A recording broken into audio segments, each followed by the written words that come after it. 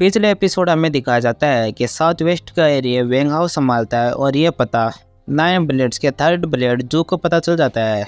आगे की story continue करने से पहले लाइक और सब्सक्राइब कर लेना और कमेंट करना मत भूलना। एपिसोड की स्टार्टिंग में हमें फर्स्ट प्रेसिडेंट को दिखाया जाता है, जहाँ पर फर्स्ट प्रेसिडेंट बोलते हैं कि ये सब कुछ तो मुझे बहुत ज़्यादा थका देने वाला है, ये कोई ऐसी चीज़ नहीं है जिसे मैं दोबारा कर सकता हूँ। अब हमें दिखाया जाता है कि फर्स्ट प्रेसिडेंट के साथ ओ मेंगवान भी होता है, जहाँ पर ओ मेंगवान बोलता है कि आपको किसने बोला है कि ये सब कुछ आपको दोबारा करना है, आप तो सीधे ही आगे की सोच रहे हो, लेकिन फिर भी आपको कांग्रेट्स असेंबलीमैन ली स्वेंगाग। अब हमें दिखाया जाता है कि फर्स्ट प्रेसिडेंट असेंबलीमैन बन जाते हैं। अब फर्स्ट प्रेसिडेंट बोलता है कि या थैंक यू, और ये सब कुछ तुम्हारे वजह से हुआ है जहाँ पर अभी मैं खड़ा हूँ। और हाँ, अब साउथ वेस्ट का इलाका कैसा है? अब वहाँ पर कुछ दिनों से शांति नज़र आ रही है। अब ओ मेंगवान ड्रिंक गिलास में भरते हुए बोलता है कि ये सब कुछ वेंग हाओ की वजह से हुआ है। अब हमें वेंग हाओ को दिखाया जाता है, जहाँ पर वेंग सभी गैंगस्टरों को मारकर वहाँ पर बैठा होता है और सभी बंदे उसके सामने गर्दन झुकाकर उसे ग्रेट कर रहे होते हैं। अब ओ मेंगवान बोलता है कि उन्होंने सभी को कम्प्लीटली हरा दिया है और बाकी के लोग उसे ग्रेट कर रहे हैं। अब हमें वापिस से फर्स्ट प्रेसिडेंट को दिखाया जाता है, जहाँ पर फर्स्ट प्रेसिडेंट बोलता है कि उस बंदे में कुछ तो बात है। अब ओ मेंगवान बोलता है कि हाँ सही कहा आपने, वो तो हमसे कुछ अलग है। अब हमें फर्स्ट प्रेसिडेंट को दिखाया जाता है, जहाँ पर वो सिगरेट अपने मुंह में लेकर बोलता है कि वो मुझे अपने पुराने ज़माने के बच्चों की याद दिलाता है, इसीलिए मैं उसे 9 ब्लेड्स में शामिल करना चाहता हूँ। अब ओ मेंगवान बोलता है कि तब तो तुम्हें उसे सही तरीके से मनाना होगा, और वो क्या बात है कि एनिमी के अगेंस्ट फाइट करना होगा। अब फर्स्ट प्रेसिडेंट बोलता है कि वो बात अब यूजलेस हो गई है, वो प्रोबेबली अब यहाँ पर नहीं आना चाहेगा। अब ओ मेंगवान बोलता है कि तब तो वह पक्का ही आउटसाइडर होगा, वो नहीं जानता है कि लोगों के ऊपर कैसे विश्वास करें और उनके ऊपर कैसे निर्भर करें, या फिर शायद ऐसा हो सकता है कि वो अपने प्रॉब्लम को सिर्फ मारपीट करके ही सुलझा सकता है।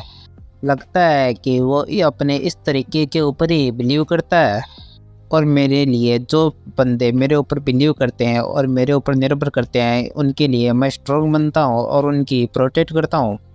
अब फर्स्ट प्रेसिडेंट को दिखाया जाता है, जहाँ पर बोलता है कि मुझे लग रहा है कि तुमने बहुत ज़्यादा पी रखी है, तुम इतनी बातें तभी करते हो जब तुम बहुत ज़्यादा पी लेते हो, तो प्लीज़ तुम उसका ध्यान रखना। वो बहुत ही ज़्यादा अच्छा बच्चा है, लेकिन वो अभी तक एल्कोहल हैंडल भी नहीं कर पाता, उसको आगे बहुत ज़्यादा जाना है। अब ओ मेंगवान बोलता है कि ये बात तो सच है। अब सीन कट होता है और बाद में एक सीन दिखाया जाता है, जहाँ पर हमें ये लेके हेडक्वार्टर दिखाया जाता है, जहाँ हमें ओ मेंगवान को दिखाया जाता है कि वो चारों तरफ देखकर कुछ सोचने लगता है, और हमें दिखाया जाता है कि वहाँ पर बहुत सारे रिपोर्टर्स आ रखे होते हैं। अब हमें ओ मेंगवान को दिखाया जाता है, जहाँ पर वो ये लेके ए वर्कर से पूछता है कि यहाँ पर सब कुछ क्या चल रहा है। अब लेडी बोलती है कि डायरेक्टर ओ मेंगवान यहाँ की ये न्यूज़ और हमें आगे की न्यूज़ नहीं बताती है, और हाँ सारे डायरेक्टर्स यहाँ पर इकट्ठा हुए हैं, वहाँ पर चलो। तो हमें एक रिपोर्टर्स की बात सुनाई जाती है, जहाँ पर बोलता है कि असेंबली में ली स्वेंगाग के ऊपर पुलिस इन्वेस्टिगेट कर रही है, और उन्होंने अनाउंस किया है कि उनके पास वायलेंस के लिए एविडेंस भी है। अब वहाँ पर हमें ये लेके पीछे से एक लेडी वर्कर आती है और बोलती है कि यहाँ पर से प्लीज चले जाओ, हमारी लीगल टीम इस चीज़ को हैंडल कर लेगी। अब सीन कट होता है और मीटिंग रूम का सीन दिखाया जाता है, जहाँ पर वो सभी लोग टीवी में देखकर बोलते हैं कि ये सब कुछ क्या है। अब हमें एक दूसरा बंदा बोलता है कि इनका वायलेशन से क्या मतलब है। अब हमें एक और ब्लेड मेंबर दिखाया जाता है, जहाँ पर बोलता है कि दत्त तरीके क्या ये सच में हो रहा है, ये यहाँ पर क्यों हो रहा है। अब फिफ्थ ब्लेड मेंबर बोलता है कि ब्रदर ये सच नहीं हो सकता है कि उन्होंने उसको अरेस्ट कर लिया है क्योंकि वो नेशनल असेंबली का मेंबर है, क्या इसके लिए कुछ रूल्स नहीं है।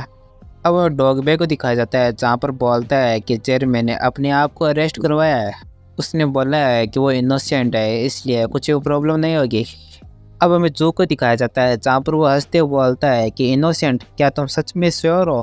अब हमें 8 ब्लेड दिखाया जाता है, जहाँ पर बोलता है कि ब्रदर आपका इसका क्या मतलब है। अब जो बोलता है कि क्या तुम लोग सच में मुझसे पूछ रहे हो, तुम लोगों को कुछ भी नहीं पता। अब जो सीरियस फेस बनाकर बोलता है कि तुम लोगों को सच में बिलीव है कि ये लेक इनोसेंट है, तुम लोग मजाक मत बनाओ, और तुम लोगों को याद है कि हम लोग यहाँ पर कैसे पहुँचे हैं और अभी तक हम लोगों ने क्या क्या किया है। हम लोगों ने यहाँ पर पहुँचने के लिए सब कुछ को डिस्ट्रॉय किया है और फाइटिंग करते हैं, और 9 ब्लेड्स होने के नाते मैं गैंगस्टर बनने का हॉनर रखता हूँ।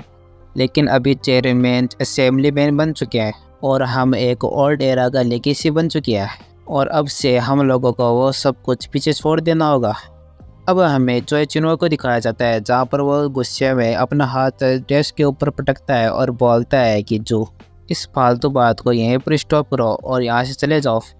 अब जो बोलता है क्यों, ये बकवास की बात नहीं है। अब हमें दिखाया जाता है कि वहाँ पर ओ मेंगवान आ जाता है और मुझसे देखकर हाँ बोलता है कि वेलकम ओ मेंगवान ब्रदर। अब ओ मेंगवान बोलता है कि चेयरमैन को क्या हुआ। अब उनमें से एक 9 ब्लेड मेंबर से बोलता है कि उन्होंने अपने आप को अरेस्ट करवा लिया है। अब ओ मेंगवान बोलता है कि तब तुम लोग यहाँ पर क्या कर रहे हो।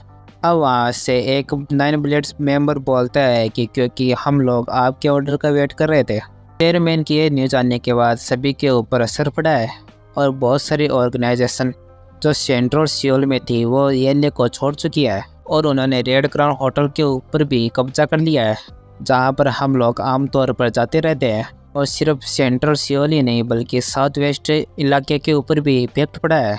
तो नॉन ट्रेडिंग कंपनी जो हमारे साथ अभी तक साउथ वेस्ट इलाके से साथी थी वो हमारी हेल्प मांग रहे हैं। ऐसा लग रहा है कि उनके साथ चाइना ऑर्गेनाइजेशन के साथ प्रॉब्लम है। अब जू को दिखाया जाता है जहाँ पर ये सभी बातें ध्यान से सुन रहा होता है। अब जू बोलता है कि क्या वहाँ साउथ वेस्ट इलाके में ब्रांच मैनेजर नहीं है, वो ये सब कुछ हैंडल कर लेगा। अब ओम्योंगन बोलता है कि ब्रांच मैनेजर।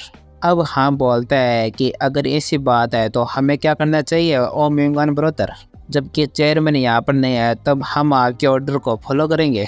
अब ओम्योंगन अपना जैकेट निकालते हुए बोलता है कि पहले इस बात को छोड़ो और सभी लोग रेडी हो जाओ। और हमें दिखाया जाता है कि वो सभी लोग अपना सूट निकाल कर बाहर रख देते हैं और बोलता है कि मेरी बात ध्यान से सुनो, अब से हम येले के पार्टनर हैं और ये सब कुछ हम येले के ऑर्डर के बिना कर रहे हैं, तो अब से हमें कुछ भी हो जाए तो उनकी फॉल्ट नहीं होगी। चलो इस मामले को ध्यान से निपटते हैं। और हमें दिखाया जाता है कि 9 ब्लेड्स अपना सूट निकाल कर बाहर रख देते हैं और सिविल ड्रेस पहनकर बाहर जाने लगते हैं। यह देख कर र्यूस बोलता है कि क्या ये 9 ब्लेड्स नहीं है, उन्होंने ऐसे कपड़े क्यों पहन रखे हैं। क्या ये सब कुछ उस न्यूज़ की वजह से है। मुझे ये मत बताना कि वो लोग 9 ब्लेड्स की पोस्ट को छोड़ रहे हैं। और हमें दिखाया जाता है कि र्यू के पीछे एचएचएस का बॉस होता है और बोलता है कि हे र्यू, मुझे लगता है कि ये बात होगी। और ये सुनकर र्यू बोलता है कि हाँ हुइनसुंग। अब हमें दिखाया जाता है कि र्यू और एचएचएस का बॉस पास खड़े होते हैं। अब र्यू बोलता है कि क्या तुम टीम लीडर हो, तुम मुझे कुछ अलग क्यों नज़र आ रहे हो। अब एचएचएस का बॉस बोलता है कि तुम भी यहाँ पर सेम ही हो जैसा कि मुझे याद है। अब र्यू बोलता है कि हाँ, मैं जैसा पहले था वैसा ही सेम अभी हूँ, मैं भी 9 ब्लेड्स को ज्वाइन करने वाला हूँ। डायरेक्टर ओ मेंगवान की नज़र मेरे ऊपर है अभी। क्या तुम्हें लगता है कि तुम उन लोगों में से हो जो अभी सबसे टॉप खड़ा है। अब हमें एचएचएस का बॉस हंसने लगता है और बोलता है कि सभी लोग 9 ब्लेड्स की बात करते हैं और उसे ज्वाइन करने की बात करते हैं। ये सुनकर र्यू बोलता है कि तुम क्या बात कर रहे हो। अब एचएचएस का बॉस बोलता है कि र्यू, क्या तुम सच में किसी दूसरे बंदे की स्वॉर्ड बनना चाहते हो। अब हमें एचएचएस का बॉस र्यू के सामने दिखाया जाता है, जहाँ पर एचएचएस का बॉस क्रिपी सा फेस बनाकर बोलता है कि र्यू, क्या तुम सच में अपनी स्वॉर्ड को खुद कंट्रोल करना नहीं चाहते। और ये एपिसोड यहीं पर पूरा होता है। अगर ये एपिसोड आपका अच्छा लगे तो लाइक और सब्सक्राइब कर देना और कमेंट करना मत भूलना।